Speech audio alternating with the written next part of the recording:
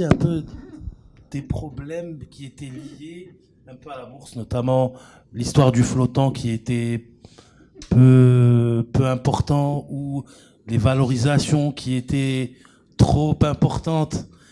Est-ce que ça aussi, ça contribue un peu à cette méforme, si je peux m'exprimer ainsi?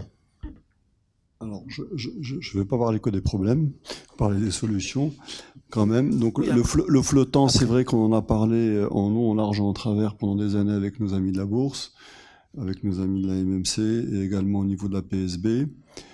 Une partie de la solution, je l'ai évoqué tout à l'heure, c'est d'ouvrir plus pour les personnes physiques lors des prochaines IPO. Donc, automatiquement, le flottant va être plus important. Et aussi, deuxième chose, donc c'est Tariq a parlé de l'arrivée très prochaine du marché à terme. Mais j'ai envie de dire, pour que le marché à terme fonctionne, et fonctionne bien, il faut qu'il y ait un marché de pré-emprunt titre au préalable. Alors, on parlait du marché à terme. Le pré-emprunt titre, la loi est sortie, mais nous sommes toujours en phase d'opérationnalisation. En fait, le pré-emprunt titre, qu'est-ce qui va permettre ? C'est que ça va permettre à ce marché-là. Aujourd'hui, le marché ne fonctionne que sur une seule jambe. C'est un marché long only. On ne peut gagner de l'argent que si on achète. Et donc, quand on achète, il faut que ça monte. Si ça baisse, on perd de l'argent. D'ailleurs, on le voit. On l'a vu encore ces dernières années. On l'a vu les années d'avant. Le marché post-Covid, sur le plus bas du Covid, jusqu'au déclenchement de la guerre en Ukraine, le marché a pris 45% en 23 mois. Le temps que les personnes physiques réagissent et s'ajustent, elles sont rentrées, elles sont arrivées sur le marché. Malheureusement, elles arrivent toujours un peu trop tard. Elles sont arrivées quand le marché a reperdu 20%. Donc, alors que si on avait un marché qui au lieu de prendre 45% d'un coup, mais qui permettrait de monter, je dirais, par palier, et donc de monter et de descendre avant de monter à 45, et donc permettre d'aller dans l'autre sens. C'est quoi aller dans l'autre sens? C'est avoir un marché long-short. Et qu'est-ce qui permet d'avoir un marché long-short? C'est un marché de pré-emprunt titre qui fonctionne. Et un marché short, c'est lorsque on ne possède pas de titres, on les emprunte.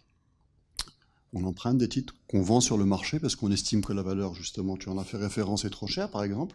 On a le droit d'estimer que la valeur est trop chère. Donc je vends cette valeur-là et je la rachète après, lorsqu'elle aura baissé. Donc déjà sur cette stratégie simple d'investissement qui est acheter ou vendre, sans aucun produit adossé, sans aucun produit dérivé, sans aucun put, sans aucun... Juste acheter et vendre, et ben aujourd'hui on ne peut qu'acheter. Donc donner la possibilité aux investisseurs de vendre.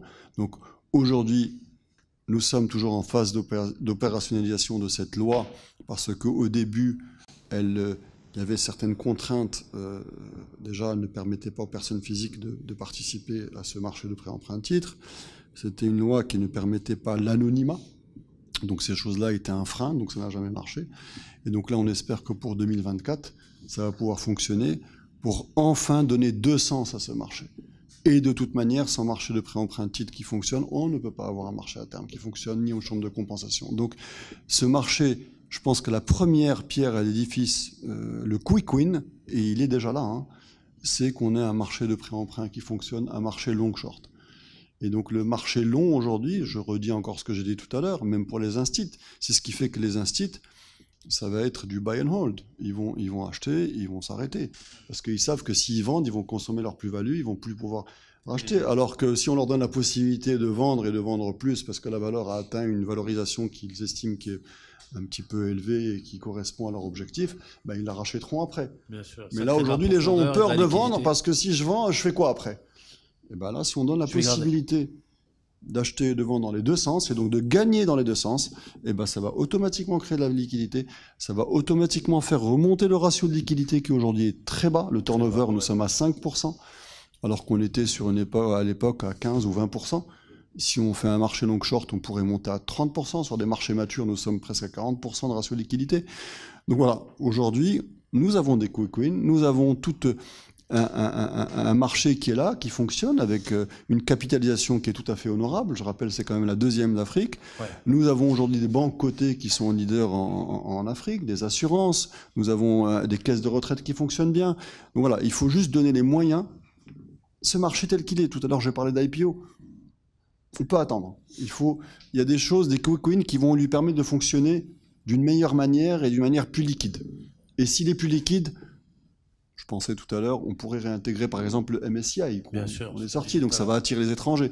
Donc la liquidité, elle peut arriver à travers un flottant plus important, mais aussi à travers des mécanismes qui vont aider à cette liquidité de revenir. Et le mécanisme principal, c'est le prêt-emprunt et ensuite le marché à terme. Voilà.